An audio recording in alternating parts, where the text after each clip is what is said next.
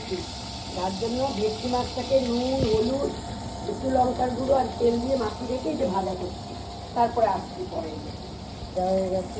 দেখছি যে টোটাল এই মাছ ভাজা বাবা হয়ে গেছে।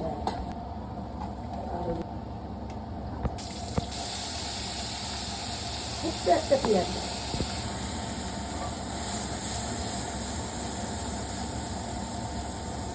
সামান্য হলুদ,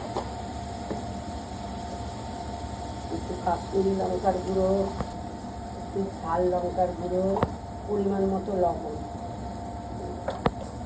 সে সাদা তিল আর কাজু বাদাম বাটা, এই হচ্ছে সাদা তিল আর কাজু বাদাম বাটা বিচার দিয়ে কষা হচ্ছে। নারকেলের দুধটা, এই জন্য এর নাম নারকেলই ভেটকি। নারকেলের দুধটা দেবো এবার, নারকেলের দুধটা দিয়ে এবার একটু ফুটো, ফুটে উঠেছে। কাঁচা লঙ্কা, কাঁচা লঙ্কা,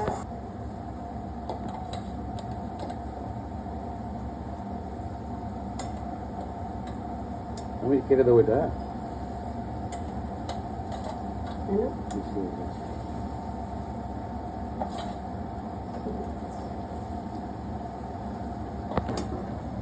ছেড়ে দিয়েছে।